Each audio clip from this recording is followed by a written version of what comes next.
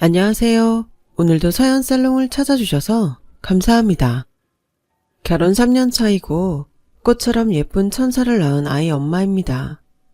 아이를 낳고 정신없이 지내고 있다 보니 시간이 정말 빨리 지나가는 것 같아요. 그렇게 저는 결혼 전과 후에도 별다른 사건 사고 없이 살았어요. 적어도 2달 전 그 사건이 일어나기 전까지는요. 원래 인생이란 게 평생 무탈할 수는 없다고 하잖아요. 크든 작든 어떤 일이 일어나는 것은 별스럽지도 않은 것인데 아무리 생각해도 저와 저희 가족이 겪은 그 일은 대수롭지 않게 넘기기엔 너무나도 기가 차서 이렇게 이야기를 하게 되었어요. 우선 저와 저희 친정 이야기부터 이해를 돕기 위해 먼저 해보도록 할게요. 저는 대단히 잘나지도 또 대단히 어렵지도 않은 그저 평범한 집에 장녀로 태어났어요. 그리고 그런 저에겐 6살 어린 여동생이 있는데요. 부모님이 나이가 어느 정도 있을 때 낳은 막내라 제 동생은 사랑을 아주 많이 받고 자랐어요. 그런데 그게 문제였을까요? 사춘기에 접어든 제 동생은 평범한 저희 집에 문제를 일으키기 시작했고 처음엔 잠깐 지나가는 호르몬의 장난이라고 생각했는데 점점 그 정도가 심해져 급기야 평범했던 저희 집의 일상을 위협하기 시작했어요. 안녕하세요. 저는 희진이 담임선생님인데요. 혹시 희진이 어머님 되세요?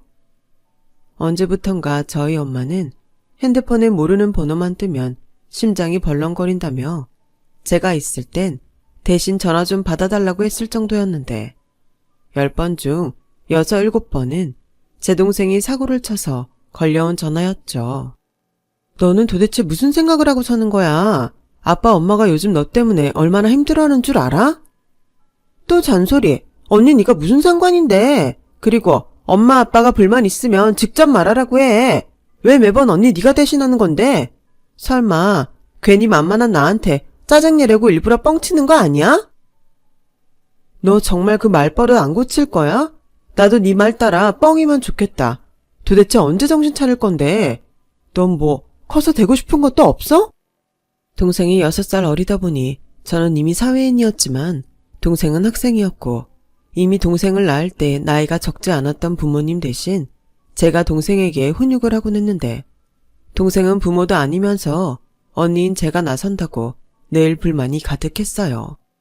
그래서 저와 저희 부모님은 자연스럽게 반쯤 동생을 포기하게 됐고 그저 저 질풍노도의 시간이 빨리 지나가기를 바라고 또 바랬는데 뭐가 문제인지 동생의 사춘기는 20살을 넘기고 어른이 돼도 끝나지 않았어요. 오히려 어른이 되어서는 통제하기가 더 힘들었죠. 그러다 제가 4년 만난 지금의 남편과 결혼을 하게 됐어요. 내심 사고뭉치에 생각 없이 사는 동생 때문에 저만 홀랑 시집가는 게 마음에 걸리기도 했는데요. 동생은 왜 그렇게 철이 들지 않았는지 이제 막 아이를 키우게 된 저는 사실 조금 걱정이 되기도 합니다. 제 딸도 제 동생을 닮을까 봐요. 이렇듯 제 동생은 20대가 되어서도 정신을 차리지 못했어요. 마치 오늘만 살고 죽는 사람처럼 대책 없이 살았고 공부도 그다지 하려는 의지가 없어서 대학도 일찌감치 포기했는데 한 번은 저에게 이런 말을 하더군요. 언니, 나 있잖아. 쇼핑몰 피팅 모델이나 할까? 내가 키도 크고 우태가 좀 나잖아. 그건 뭐 네가 하고 싶으면 할 수 있는 거야? 또 삐딱하게 말한다. 당연한 거 아니야? 요즘 세상은 내가 나를 드러내서 알리는 시대야. 이제부터 열심히 사진 찍어서 SNS에 올리면 금방 여기저기서 연락 올걸? 그러셔? 그럼 제발 열심히 좀 해봐. 난 이제껏 네가 3달 이상 뭘 하는 걸 못 봤잖아. 이번 기회에 이 언니의 그런 고정관념을 좀 깨주렴. 치, 언니 너는 그 말투가 문제야. 형부는 뭐라고 안 해? 평생 언니 같은 여자를 어떻게 데리고 산다고 결혼까지 하재? 아무튼 됐고, 그래서 하는 말인데 나 용돈 좀 줘. 내가? 너한테? 왜? 말했잖아. 지금부터 열심히 나를 드러낼 거라고. 그러려면 머리도 해야지, 옷도 사야지.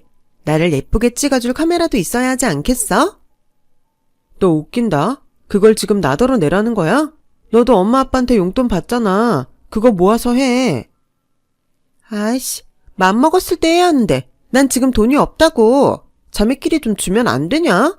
투자라고 생각하면 되잖아. 혹시 알아? 내가 이 길로 떼돈을 벌지. 됐네요. 장희진, 머리 그만 굴려. 그리고 정말 돈이 필요하면 알바라도 하던지 취직 좀 해. 너도 너 살궁리는 해야 할 거 아니야. 언제까지 부모님 밑에서 애처럼 의지할 건데?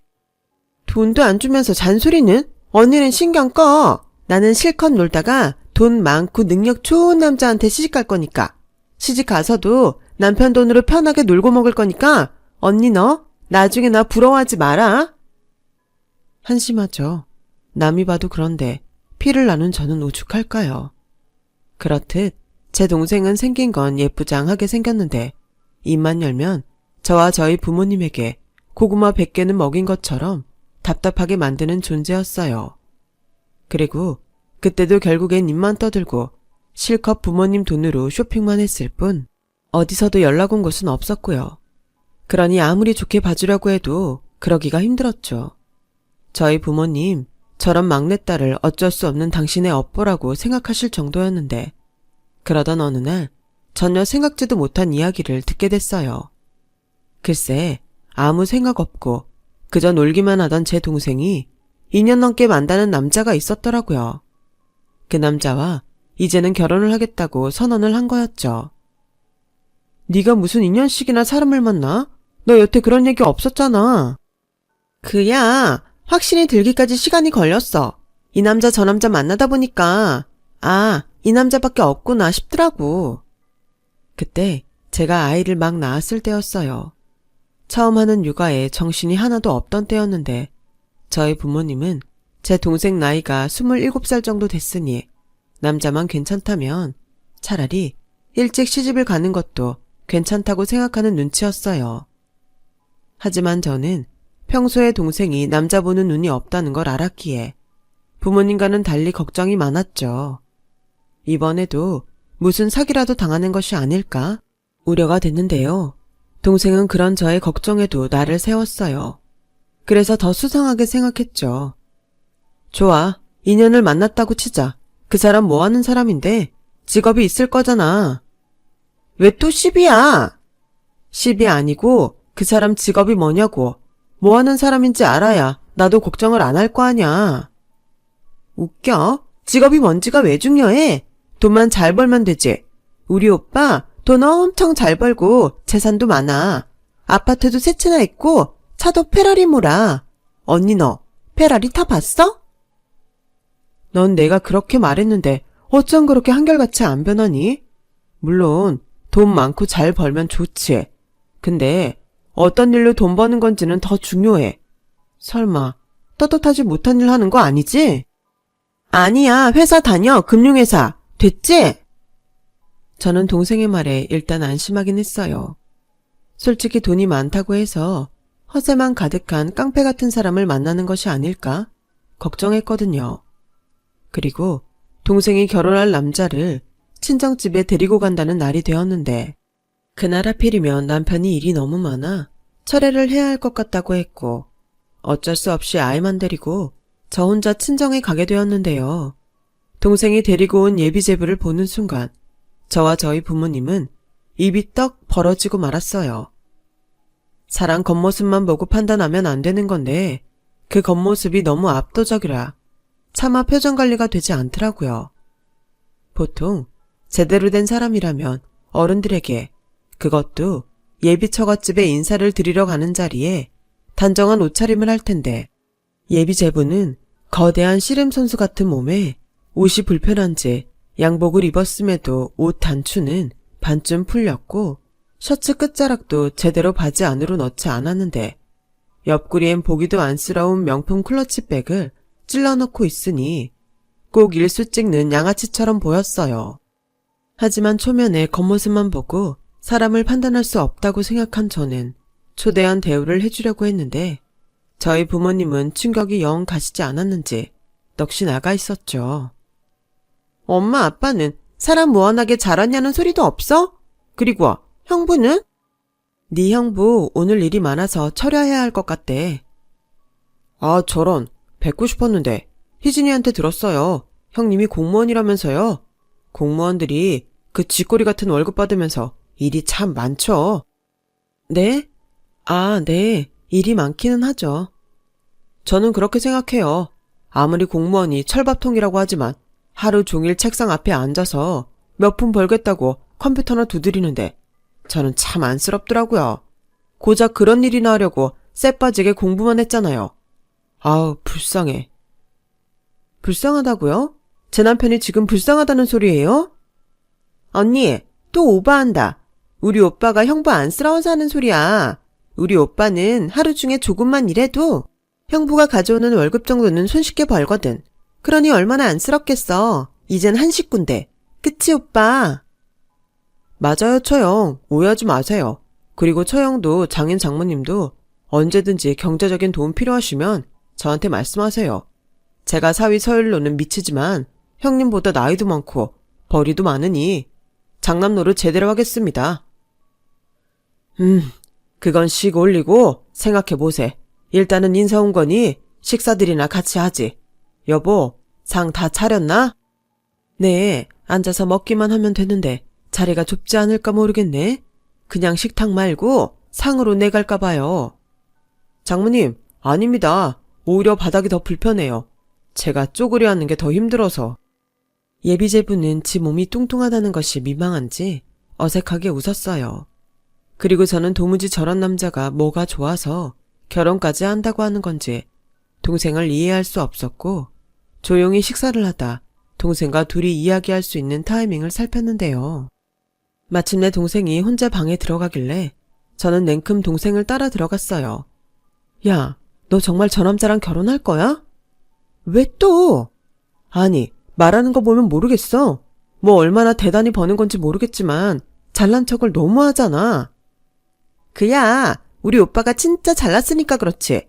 그리고 우리 오빠 말하는 게 뭐가 어때서? 난 듬직하고 좋기만 한데? 그래? 저게 듬직하고 좋은 거야? 형부보다 나이도 많고 벌이도 좋다고 해서 언니 네가 좀 자존심이 상하나 본데? 두고 봐. 우리 엄마 아빠도 이젠 형부 말고 우리 오빠만 좋아하게 될걸? 저는 동생의 말에 기가 차서 다음 할 말을 잃고 말았어요.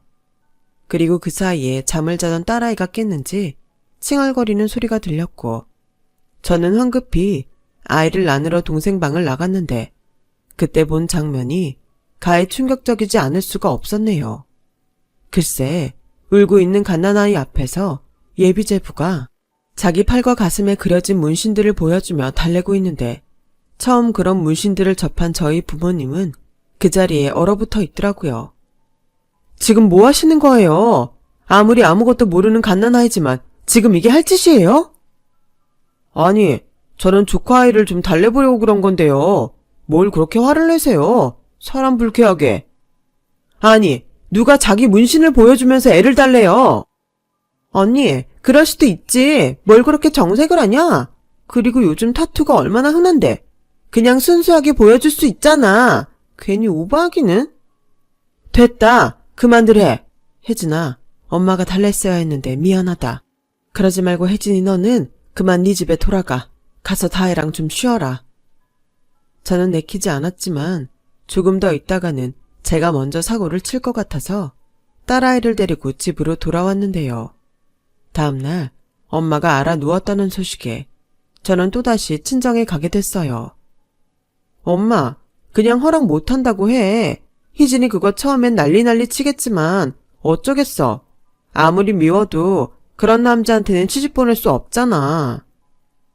혜진아, 너 그런 소리 하면 네 엄마 더 힘들다. 지금 그럴 수 있는 단계가 아니야. 그게 무슨 소리야? 그럴 수 있는 단계가 아니라니. 우리도 너 가고 조심스럽게 이 결혼은 힘들 것 같다고 말했어. 그랬더니 희진이 그게 임신했단다. 그러니 우리가 아무리 싫다고 해도 이젠 어쩔 수 없대. 아무래도 그것들 일부러 그런 것 같아. 장희진, 이놈의 기집애 결국 끝까지 속을 썩이네. 그래서 기어코 그것 때문에 그런 놈이랑 결혼을 시키겠다는 거야? 그럼 어떡해. 뱃속에 애는 죄가 없잖아. 그리고 우리는 그렇지만 둘은 좋아 죽겠다고 하니 됐어. 다 지 팔자지. 그래서 상견례 날짜 잡기로 했으니까 정서방한테 말해서 그날 같이 와. 나는 그런 제부 감당 못할 것 같은데? 우리랑 달라도 너무 다르잖아. 그냥 나랑 네 엄마는 희진이 그거 결혼시키고 안 보기로 했다. 괜히 옆에서 보고 환장하느니 그냥 안 보고 잘 살겠거니 하기로 했어. 그러니 너도 이제 더는 이 얘기는 하지 마라. 저는 자포자기한 얼굴을 한 친정 부모님을 보고 차마 걱정스럽다는 말을 더는 할 수 없었어요. 그리고 근심 걱정 가득한 저를 보며 남편도 내심 걱정스러운 얼굴을 했는데 예비제부를 보지 못해서인지 속 편한 소리를 하는 거 있죠. 자기야, 자기가 뭘 걱정하는지는 알겠는데 제일 중요한 건 처제가 좋다잖아. 게다가 아이까지 가졌으면 이젠 우리라도 축복해줘야 하지 않겠어? 머리로는 그래야 한다고 생각하는데 도저히 그런 마음이 안 생겨. 그날 자기가 그 남자를 못 봐서 그런 소리를 하는 거야.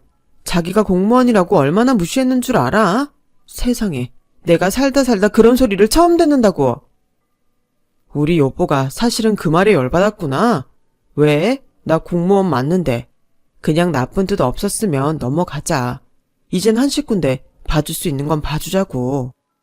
그리고 그 문신은 어떡할 거냐고. 몸집이 작기라도 하면 모를까. 무슨 반달곰 같아서는 지 몸이 무슨 도화지야? 몸뚱이가 동물 아니야. 에이, 요즘 그런 소리 하면 안 돼. 요즘 젊은 사람들 타투 많이 하던데. 괜히 그런 걸로 사람 선입견 가지면 자기 나중에 실수한다. 그래, 나도 내가 그럴까봐 무서워. 그래서 상견례 자리도 안 나가고 싶은데 안 갈 수도 없고 정말 싫다. 그러지 말고 내가 이번에 가서 남자 대 남자로 제대로 봐볼 테니까 자기는 나서지 말고 참아. 알았지? 또 혹시 알아? 표현은 거칠어도 좋은 사람일 수 있잖아. 저는 남편의 그 말을 듣고 예비 제부를 향한 제 마음이 제발 저의 선입견이길 바라고 또 바랬어요. 어찌됐든 미우나 고우나 제 동생의 배우자가 될 사람이었으니까요. 그리고 그런 기도하는 마음으로 상견례 날 저희 가족은 약속된 장소에 도착했고 예비 사돈분과 예비 제부가 이미 도착해 자리에 앉아 있었는데요. 예비 제부는 저희 가족을 봤음에도 전혀 자리에서 일어날 생각을 하지 않았어요.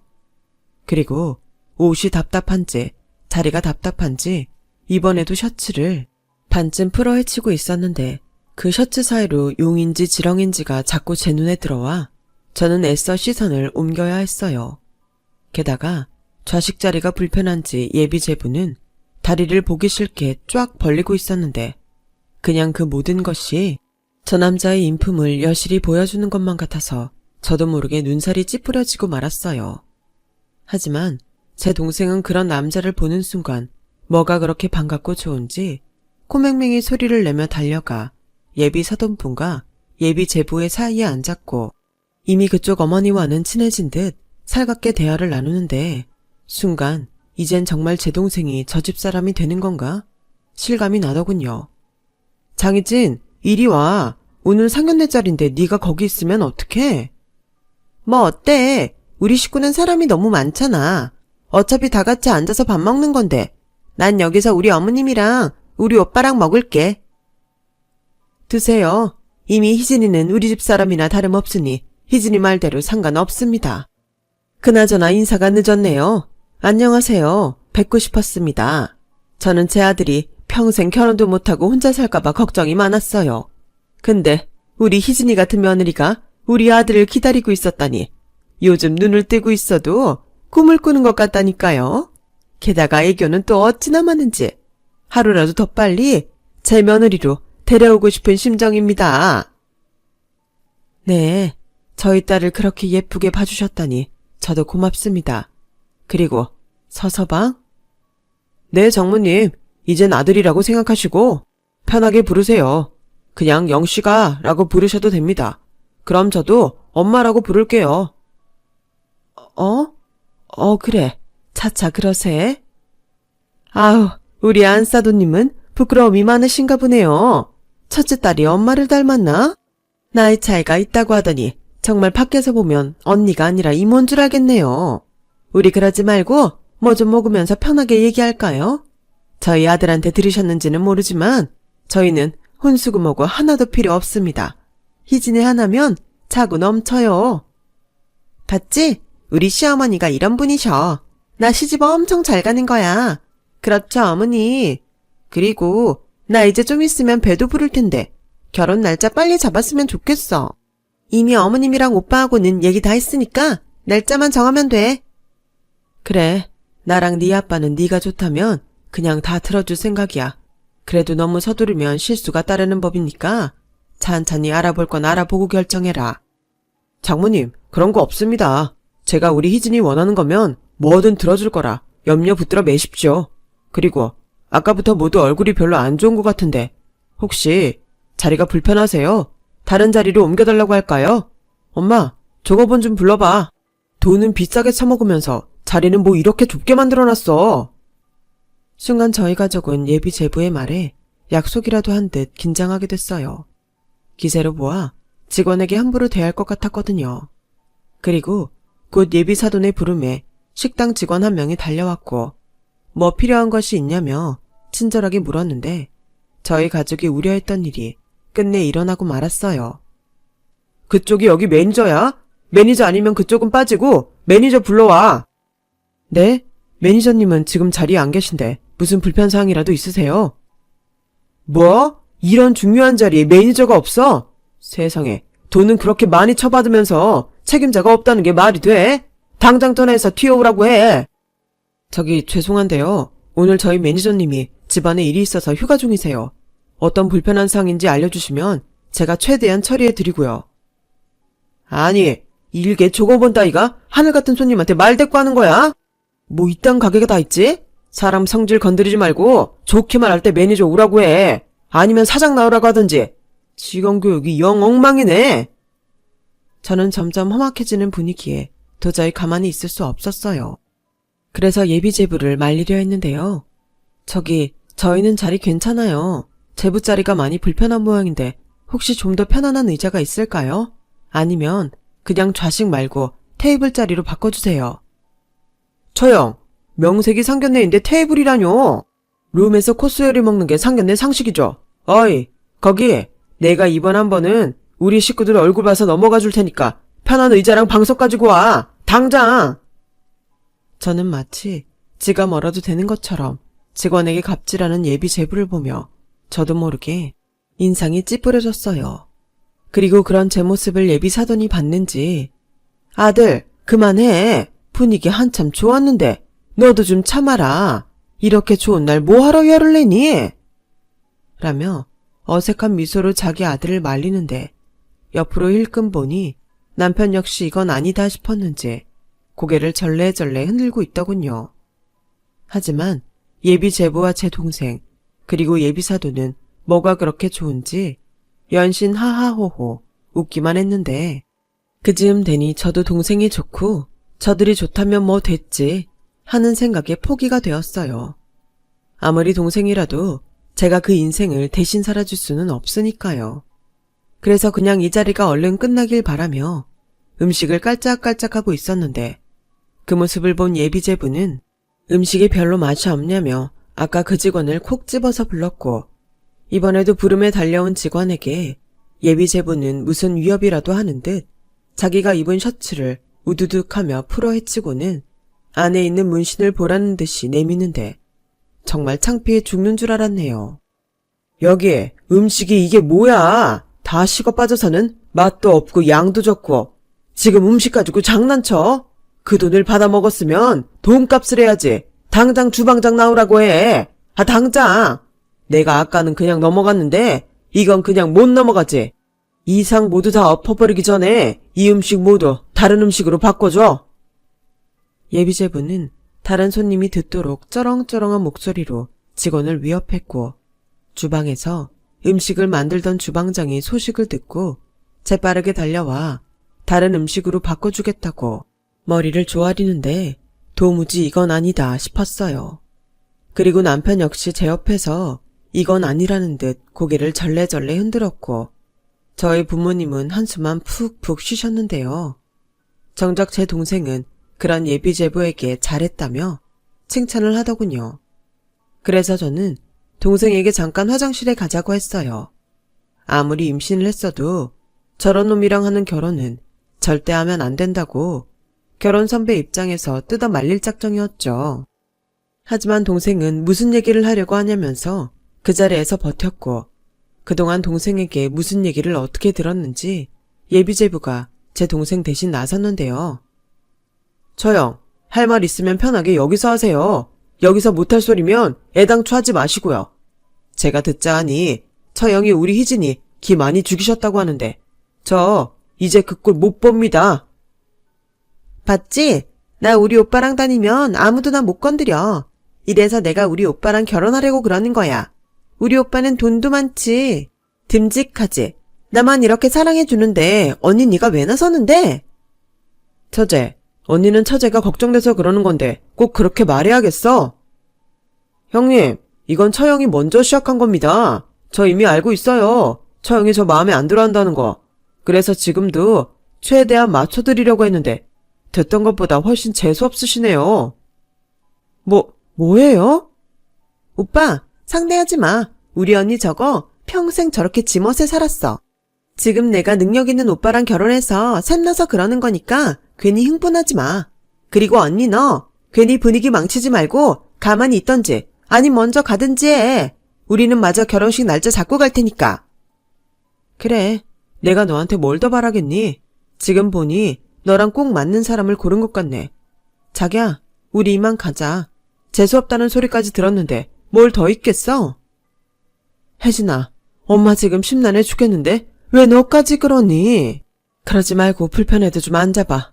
죄송합니다. 원래 우리 큰애가 이렇게까지 하진 않는데 워낙에 예의 없는 행동을 보면 못 참는 성향이 있어요.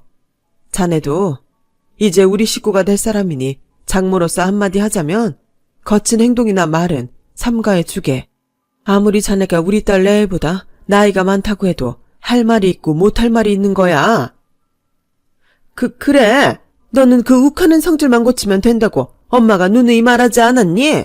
너 이러다 이 결혼도 물 건너가는 수가 있어. 결국 저는 저희 부모님 때문에 다시 자리에 앉고 말았어요. 그리고 연신 동생과 눈으로 거친 대화를 주고받았는데 예비제부가 이번에는 저와 불편한 감정을 풀고 싶었는지 먼저 말을 시작했어요. 처형, 좀 전에는 제가 지나쳤습니다. 인정합니다. 제가 워낙에 다혈질이라 이해해주세요. 그리고요, 저 희진이 정말 사랑하고 평생 행복하게 해줄 자신 있어요. 장인 장모님, 제가 겉보기엔 좀 거칠어 보여도 속은 진국입니다. 그리고 이거 한번 보시겠어요? 예비제부는 그렇게 한껏 자기 어필을 하더니 핸드폰을 꺼내 저희 부부와 부모님에게 사진첩을 보여주기 시작했고, 그 사진첩에는 예전에 동생이 말했던 페라리 차와 여러 명품을 찍어놓은 사진으로 가득했죠. 아무래도 이번에는 우리들에게 자신의 능력과 부를 과시하고 싶었던 것 같아요. 그런데요, 저희 가족들이 모두 그 사진첩에 별다른 반응을 하지 않자 예비제부는 이번에는 가만히 있는 제 남편에게 말을 걸기 시작했고, 끝내 분위기는 더욱 나빠지고 말았네요. 형님은 원래 그렇게 말수가 적나요? 아니면 제가 있어서 불편해서 그러세요? 요즘 공무원 월급은 얼마나 해요? 예전이나 공무원이라고 하면 알아주기도 했지만 지금은 영 아니지 않나? 안전한 거 빼면 뭐 있나 해서요. 혹시 생각 있으면 제 밑에서 일해보시면 어때요? 능력제라 하는 것만큼 벌 수 있는데 형님은 공무원 시험에 합격할 만큼 머리가 되니까 아마 조금만 배우면 큰 돈 버실 수 있을 거예요. 저는 괜찮습니다. 지금 하는 일에 만족하고 보람도 느끼고 있어요. 그러니 저까지 신경 쓰지 않으셔도 되니 처자한테나 잘해주세요. 그리고 아까부터 계속 참았는데 적어도 저희 가족과 함께 있을 때는 필요한 말 외에는 하지 않으시는 게 좋은 것 같아요. 원래 말이라는 게 많으면 실수가 생기는 법이니까요. 거참 딱딱하게 나오시네. 저는 형님이지만 동생 같아서 도와주려고 한 건데 저는요 1년에 3, 4억은 법니다. 형님은 대략 한 5천 정도 버나요? 근데 형님은 고작 그 5천 벌면서 그때 보니까 철야도 하시고 이제 갓 태어난 애도 있는데 처형 혼자 독박 육아나 시키시는 것 같은데 저라면 애 봐줄 유모 한 명쯤은 고용했을 겁니다. 충분히 그럴 능력이 있으니까요. 직업이 뭐가 중요한가요? 돈만 많이 벌면 그게 제일입니다. 아, 그래요? 듣자니 궁금해져서 그러는데 무슨 일을 하는데 돈을 그렇게 많이 버는데요? 구체적으로 어떤 일을 하시는지 알아야 제가 마음을 바꾸던지 하죠. 설마 떳떳하지 못한 돈은 아닌 거죠? 어느새 저와 동생의 신경전은 그렇게 저희 남편과 예비제부로 옮겨간 듯 했어요. 그리고 말이 동서지 예비제부는 제 남편이 자기보다 어리다고 시종일관 무시했는데 돈으로도 제 남편이 기가 죽지 않자 기분이 상한 듯 표정이 좋지 않았어요. 그리고 개벌은 남 못 준다고 이미 사라지고 없는 셔츠를 반쯤 벗어 저희 남편 보라는 듯이 과시하기 시작했는데 좋지도 않은 몸에 새겨진 문신이 꼭 예전에 학교 다닐 때 바바리면 보는 것처럼 제 눈이 썩어 들어가는 것 같았어요. 그러자 이번엔 저희 남편이 참지 못하겠다는 듯 큰 소리를 내기 시작했고 그렇게 상견례장은 점점 걷잡을 수 없게 돼버렸는데요. 지금 뭐 하는 겁니까? 여기 어른들도 다 계시는데 당장 옷 입지 못해요. 아니, 아무리 서율을 형님이라고 하지만 나보다 나이도 어린 게 어디서 명령을 하고 지랄이야. 아들, 진정해. 너 이러다 또 사고 친다. 희진아, 네가 좀 나서서 말려봐. 형부, 진짜 너무해요. 그냥 좀 넘어가주면 안 돼요? 무슨 콧대가 그렇게 높아? 처제야말로 이렇게 식구들 걱정시키면서 이 결혼을 해야겠어. 아무리 임신을 했다고 해도 처제 인생에 걸린 문제야. 장인 장모님, 저도 들어서 알지만 이 결혼 막아야 합니다. 처제 저러다 큰일 나요. 그때였어요. 예비 제부는 끝내 지 분을 참지 못하고 상을 엎어버렸고 음식이 죄다 쏟아지면서 저희 부모님이 그 음식을 뒤집어 쓰게 됐는데 예비 제부라는 놈은 완전히 이성주를 끊어먹었는지 분위기를 더욱 험악하게 만들었어요. 아니, 내가 어디가 어때서 큰일이 난다는 거야. 아버님, 어머님, 어디 입이 있으면 말씀해보세요. 언제는 희진이 원하면 뭐든 상관없다면서요. 솔직히 희진이 이 집안에서 천덕꾸러기라는 거 저 모르지 않습니다. 그래서 그냥 대충 넘어갈 거라고 생각했는데 아니, 내가 내 돈으로 희진이 행복하게만 해주면 그만 아닙니까? 그래, 이왕 이렇게 다 엎어진 거 내 속 시원하게 다 말하겠네. 자네가 돈을 얼마를 버는 건지 여기 있는 우리 식구는 다 관심이 없어. 하지만 자네가 이렇게 사람을 함부로 대하고 똥인지 된장인지 구별을 못하는 건 우리는 도무지 받아들일 수가 없네. 우리는 다른 건 몰라도 인성이 좋은 사위를 원해. 인성이요? 인성이 밥 먹여주나요? 인성만 좋으면 행복하답니까? 아주 웃기지도 않는 집구석이네. 그놈은 그렇게 말하고 지 앞에 있는 유리컵을 신경질적으로 3개 던졌어요. 그리고 그 유리컵이 깨지는 소리에 여기저기서 비명이 들렸는데 저희 남편이 저와 아기 그리고 저희 부모님을 보호하느라 앞으로 나섰고 둘은 그렇게 몸싸움을 하게 됐어요. 저는 연애할 때도 결혼하고도 남편이 누군가와 몸싸움을 하는 것을 본 적이 없었기에 많이 놀랐는데 제 동생은 아무렇지 않다는 듯 어이없게도 코웃음을 쳤고 저는 그런 동생의 뺨을 3개 내리치고 말았어요. 그러자 저에게 맞은 동생이 귀청이 찢어지게 왜 때리냐며 소리를 질렀고 그 소리에 저희 애는 울기 시작했는데 정말 식당 안은 아수라장이 되고 말았죠. 그때였어요. 식당 직원이 경찰에 신고를 했는지 밖에서 경찰서 사이렌 소리가 들렸고 순간 그 소리에 그놈이 먼저 반응을 보였는데요. 에이씨, 왜 경찰을 부르고 지랄인데? 내가 다 변상하면 되잖아. 당장 돌려보내. 맞아요. 손님한테 이런 법이 어딨어? 어딨긴 이렇게 소란을 피웠는데 식당 입장에서는 당연한 거 아니야? 이게 다 네가 잘못 고른 저 남자 때문이잖아. 웃겨? 이게 왜 우리 오빠 탓이야? 언니 탓이고 형부 탓이지? 남의 상견례 망치니까 좋아? 여기까지 왔으면 그냥 가만히 있으면 될걸. 왜 나서? 난 진짜 이해할 수가 없어. 엄마도 아빠도 이상해. 왜 언니랑 형부를 가만둬? 뭐라고 해야 하는 거 아니야? 오빠, 이젠 다 필요 없어. 그냥 우리끼리 씩 올리고 혼인신고하자. 나 오늘부로 저 집 사람 아니야. 처제 뜻은 잘 알겠는데 오늘 저 사람이 한 행동은 법적으로 책임 물을 게 많아. 여기 있는 사람들 모두 피해자니까. 거기 있는 경찰분 잠시만 기다려주세요. 제가 전부 소명하겠습니다. 형부, 아니지. 당신 끝까지 이럴 거야? 우리 오빠 무서운 사람인데? 그때쯤 저희 엄마는 거의 쓰러지기 일보 직전이었어요. 그리고 그때였어요. 먼저 몸싸움으로 저희 남편 주머니에 있던 출입증이 떨어졌는지 잠시 동안 사돈이라 불렀던 여자가 그 출입증을 주워들었고 거기 적혀있는 문구를 읽었는데 모자지간 얼굴이 하얗게 사색이 돼버렸죠. 그 출입증은 저희 남편이 법원에 갈 때 사용하는 법원 출입증이었어요. 저희 남편 직업이 검사거든요. 그 출입증에는 저희 남편 사진과 검사라는 두 글자가 선명하게 찍혀 있었고 그걸 본 그놈의 엄마라는 사람은 그러게 내가 그 욱하는 성질 오늘은 참으라고 했지. 이제 어쩔 거야. 하고 많은 사람 중에 검사한테 걸렸으니 이젠 어떡하냐고. 희진이 너 형부 공무원이라며 검사라는 말 안 했잖아. 너 나 엿먹이냐? 검사, 공무원 맞잖아. 그리고 저 사람이 검사인 게 뭐? 난 하나도 중요하지 않은 것 같아서 굳이 말하지 않았을 뿐인데? 왜?